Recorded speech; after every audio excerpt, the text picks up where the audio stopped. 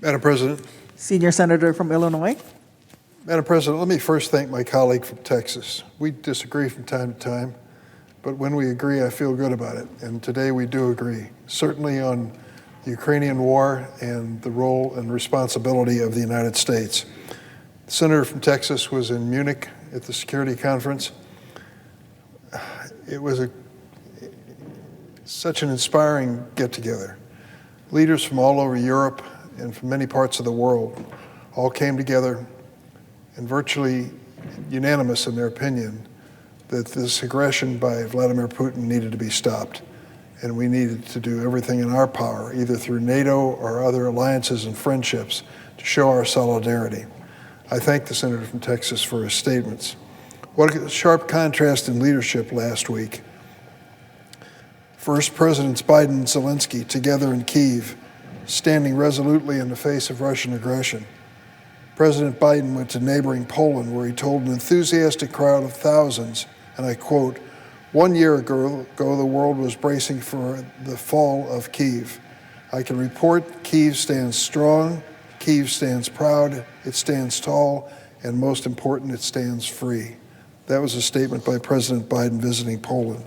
He vowed the United States and its allies will never waver in their support of Ukraine, and that NATO will not be divided and we will not tire. I couldn't agree more with President Biden.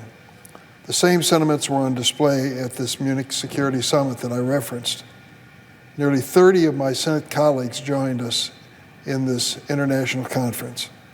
It was a bipartisan show of unity and resolve, with both Senator Schumer, the Democratic leader of the Senate, and Senator McConnell, the Republican leader of the Senate, urging sustained, determined support for Ukraine against Russian tyranny.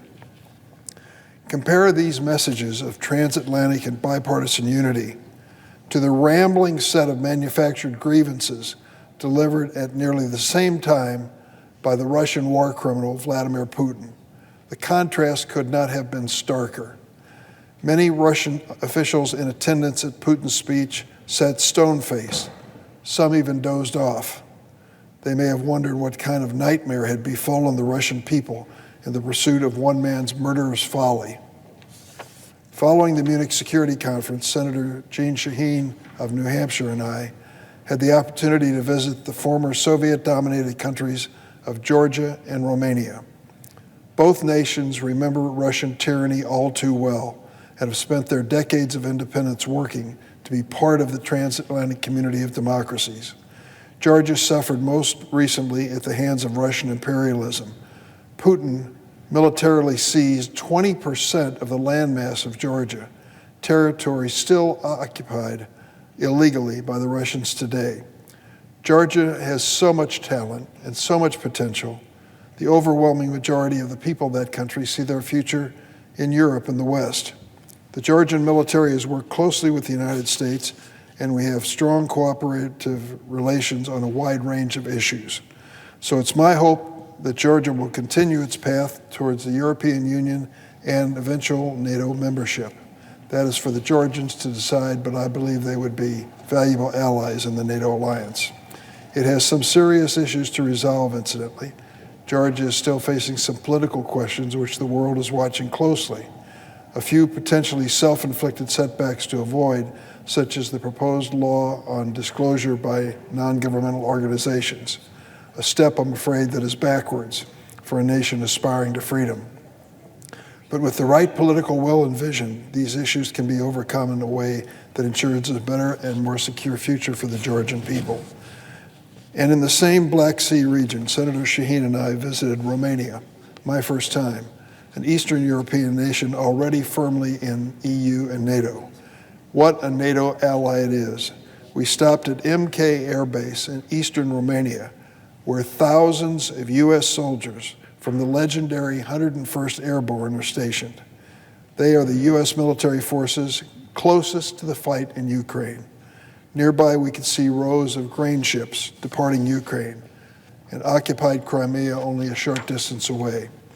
That vital commerce in such a strategic area is a reminder of the importance of advancing Senator Shaheen and Romney's bipartisan legislation to establish a U.S. Black Sea regional strategy, legislation which I have co-sponsored. Senator Shaheen and I had a chance to speak to the brave Americans serving in Romania in defense of NATO. And I'm proud to say, and I hope my colleague hears this too, and I'm sure she will, from the home state of Illinois, we had soldiers from Danville, Forest Park, Chicago Ridge, and even Red Bud, Illinois, downstate, and many more, but we got to meet and have lunch with those soldiers. We also had a chance to speak with Romanian Prime Minister Ciucă, who is clear-eyed both in the threat of Russian aggression and Romania's proud role in the larger battle. He also understood the threat Russia poses to the neighboring democracy of Moldova, where Russia already occupies some of their territory. Because of this, President Biden also met with Moldovan President Sandu while in Poland and reaffirmed strong U.S. support for her country's sovereignty and territorial integrity, which I also want to reiterate here on the Senate floor. Many of my colleagues here today know that my mother left as a little girl from Russian-occupied Lithuania many years ago. She barely would recognize today's vibrant and free member of the EU and NATO from the country she left behind. Later this year, Lithuania will host an historic NATO summit, by which time I hope we have added Finland and Sweden to the alliance. That thriving, peaceful, democratic future is what the Ukrainian people are still fighting for and what we must continue to support to make sure that Ukraine is secure in the future. I yield the floor, and I ask consent before yielding the floor that a separate statement I have be placed in the record. Without objection.